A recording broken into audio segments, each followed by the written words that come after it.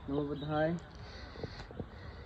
आज मैं जेतवन महाविहार में हूँ और जेतवन महाविहार का एक अपना इतिहास है। यह श्रावस्ती नगर के पास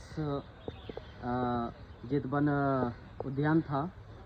तो उस समय जब भगवान बुद्ध को ज्ञान प्राप्ति के बाद भगवान बुद्ध जब बिम्बसार के यहाँ राजगृह में थे, उस समय अनाथ पिंडक जो यहाँ के एक बहुत बड़े सेठ थे, उनका नाम सुदत्त सेठ था। तो वो यहाँ से वो गए हुए थे राजगृह में। तो वहाँ जा कर के वो राजा बिम्बसार के यहाँ जब गए तो वहाँ पर भिक्षु संघ का भोजन दान चल रहा था। तो राजा बिम्बसार से जब वार्तालाप हुआ तो पता लगा कि भगवान बुद्ध आए हुए हैं। तो अनाथ पिंडक की एक अपनी इच्छा जाहिर हुई कि मैं भगवान बुद्ध से मुलाकात करूं और वो बुद्ध सच में बुद्ध हैं तो वो मेरे नाम से मुझे पुकारेंगे। तो अनाथ पिंडक जो है वहाँ से भोजन दान के बाद भगवान बुद्ध जब वन में चले जाते हैं तो वहाँ वो जाकर के अनाथ पिंडक भगवान बुद्ध से मिलने जाते हैं। तो जैसे ही भगवान बुद्ध नमस्कार करके एक तरफ जैसे ही खड़े रहते हैं तो भगवान बुद्ध कहते हैं, आओ सुदत्त। तो इतना सुदत्त नाम सुनते ही वो बड़े खुश हुए और उन्होंने कहा कि भगवान आप हमारे श्रावस्ती नगर में भी आप पधारें। तो भिक्षु लोगों के लिए वहाँ पर रुकने की व्यवस्था कैसा होना चाहिए, ऐसा उन्होंने भगवान बुद्ध से पूछा। तो भगवान बुद्ध ने सुदत्त सेठ से यानी कि अनाथ पिंडक से कहा कि नगर के ज़्यादा पास ना हो, समीप ना हो, नगर से ज़्यादा दूर ना हो, ऐसा मध्यम में हो जिससे नगर के लोग जो है वो आपका भिक्षु लोगों की धम्म देशना या बिहार में वहाँ पर आ सकें, या भिक्षु लोग आसानी से बड़े ज़्यादा लंबा ना चलना पड़े और भिक्षाटन करने के लिए नगर में जा सकें। तो वो सभी लोग जो है वो व्यवस्था भगवान बुद्ध ने जब उन्होंने बताया कि ऐसा ऐसा करना। तो अनाथ पिंडक आने के बाद अपने श्रावस्ती नगर में, ये कौशल राज्य पहले कहा जाता था, तो यह पूरा घूमता है और देखता है कि कौन सा जगह अच्छा है। तो ये उस समय जेत राजकुमार का ये उद्यान था, वन था, एक बहुत सुंदर बगीचा था, तरह तरह के फूल थे इसमें, अलग अलग पेड़ थे। तो उसको बड़ा प्रिय था। तो वो बगीचे को बेचना नहीं चाहता था, लेकिन अनाथ पिंडक ने इसका दाम लगाया। तो जिसको बेचना नहीं था तो वो 10 का उसने 100 बताया और उसका प्रिय था, इसलिए उसने कहा कि आप ऐसा कीजिए, आप ज़्यादा जिद कर रहे हैं खरीदने के लिए, तो आप जितना सोने के सिक्के बिछा देंगे उतना ज़मीन आपका। तो इतने में वो सौदा तय हुआ। अनाथ पिंडक वापस घर में आता है और अपने महल में जाता है तो पूरे खजाने खुलवा देता है, जितना सोने के सिक्के थे सब गाड़ियों से भरवा करके नौ का चाका लगा देता है। पूरे बगीचे में जितना जो जेतवन था ये पूरा काफ़ी बड़ी एरिया में है, तो सोने के सिक्के बिछ जाते हैं। लगभग 75% भूमि पे वो सोने सिक्के बिछा देते हैं। इस जो 25 समथिंग कुछ जगह बची, तो उस समय उन्होंने जो यहाँ कर्मचारी जो लोग थे वो काम कर रहे थे, तो उन्होंने देखा कि ये अनाथ पिंडक सोने सिक्के बिछा रहा है। जाके राजकुमार से कहा, तो राजकुमार दौड़ के आए और कहा, तुम पागल हो, क्या कर रहे हो, इतना महंगा ज़मीन क्यों खरीद रहे हो, तुम्हारे पास ऑलरेडी बहुत सी ज़मीनें हैं। तो उन्होंने बताया, अनाथ पिंडक ने बताया कि ऐसे ऐसे बुद्ध आने वाले हैं, प्रमुख भिक्षु संघ के साथ आने वाले हैं और वो यहाँ आएंगे, लोगों को धम्म देशना करेंगे, ध्यान करेंगे, लोगों के कल्याण के लिए मार्ग दिखाएंगे।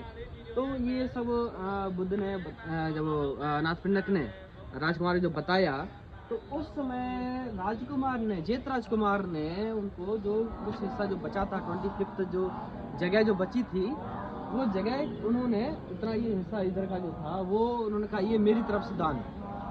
तो जेत राजकुमार ने 44 रूम का सुगंध कुटी बनवाया। ये गंध कुटी हो जाता है, उसको सुगंध कुटी, संगाराम कुटी कहा जाता है। 44 रूम का, नहीं 22 रूम नीचे थे और 22 रूम उसके ऊपर डबल उसमें था, और बीच में जो ऐसा उठा हुआ है वो उसमें भगवान बुद्ध को एक स्पेशल रूम भगवान बुद्ध के लिए, और उसके अंदर जो बीच में जो प्रांगण है, जो आंगन है, वहाँ पर एक कुआं भी है भिक्षु संघ के पानी पीने के लिए। तो वो जेत राजकुमार ने उसको स्थापित कराया। और ये जो है गंधकुटी जिसको कहा जाता है, ये गंधकुटी ये अनाथ पिंडक ने 7 फ्लोर का बनवाया, 7 फ्लोर का बनवाया। उसमें 5 फ्लोर का बताया था कि लकड़ी ईंट का था, और ऊपर का जो 2 फ्लोर थे वो चंदन की लकड़ी का बनवाया, और यहाँ पर भगवान बुद्ध रहते थे। इसके पास में ही ये जो जगह है, यहाँ पर आनंद रहते थे, और आनंद जो है वो भगवान बुद्ध की सेवा में थे, तो इसलिए वो भगवान बुद्ध के पास ही रहते थे। और रात में कम से कम 3 से 4 बार उठ करके गंदकुटी के चक्कर लगाते थे टॉर्च से लेकर के, कि भगवान बुद्ध जाग तो नहीं रहे, या फिर उनको खांसी तो नहीं रहे, पानी तो नहीं चाहिए, या उनको कोई तकलीफ तो नहीं है। तो ऐसे वो गंदकुटी के चक्कर लगाते थे, सुनते थे, देखते थे। तो ऐसे ये गंदकुटी का ये है। सामने हम इधर को देखेंगे, ये जस्ट गंदकुटी के जस्ट सामने, तो ये धम्म सभा मंडप है। यहाँ पर भिक्षु संघ बैठता था, भगवान बुद्ध भिक्षु संघ को उपदेश करते थे, और भिक्षु संघ के कुछ रहने के निवास स्थान भी थे, शून्यागार थे। तो ये धम्म सभा मंडप इसको कहा जाता है। जो आगंतुक भिक्षु आते थे वहाँ पर बैठकर धम्म चर्चाएँ करते थे, वो धम्म सभा मंडप कहा जाता है। यहाँ से आप सीधे इधर को जब देखेंगे तो आनंद बोधि ट्री है, इसको आनंद बुद्ध गया से लेके आए थे, और भगवान बुद्ध ने इसको यहाँ पर स्थापित कराया राजा प्रसेनजित से। तो प्रसेनजित ने उसको वहाँ पर स्थापित किया। भगवान बुद्ध ने 24 घंटे वहाँ पर ध्यान बैठ करके कहा, ये वृक्ष उतना ही पवित्र है जितना बोध गया का पवित्र है। और ये जो सिंबल जो आप देख रहे हैं, ये 7 फ्लोर है। तो ऐसे ही इसको ही सिंबल माना जाता है कि जो भगवान बुद्ध जो गंधकुटी थी वो 7 फ्लोर की थी, यानी ये 5 फ्लोर की जो थी वो ईंट का था, और 2 फ्लोर ऊपर का चंदन की लकड़ी का था, इसलिए ये 7 फ्लोर यहाँ पर ये इसको गंधकुटी का सिंबल के रूप में इसको माना जाता है। और इसके जब पूर्व में देखते हैं, जब ईस्ट में जब जाएंगे यहाँ से लगभग 2 किलोमीटर चल के, तो वहाँ पर मेगार माता विशाखा का कुब्बाराम विहार स्थापित है, जो विशाखा ने बनवाया था। तो वो विहार जो है मेगार माता विशाखा ने बनवा करके भिक्षु संघ को डोनेट किया था, और वो 27 लाख में बनकर तैयार हुआ था। 9 लाख की ज़मीन खरीदी थी, 9 लाख बनवाने में लगाया, और 9 लाख रुपए ही जो उन्होंने भिक्षु संघ को चीवर, पात्र और कुछ दवाइयाँ वो दान किया। ऐसे वो 27 लाख उसमें खर्चा आया था।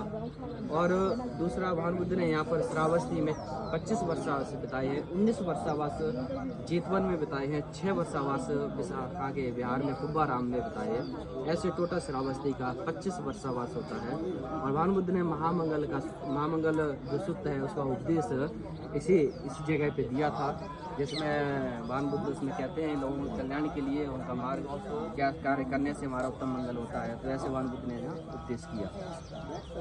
तो बहुत बहुत साधुवाद आप सभी का, थैंक यू सो मच, बहुत बहुत साधुवाद। सबका मंगल हो, कल्याण हो।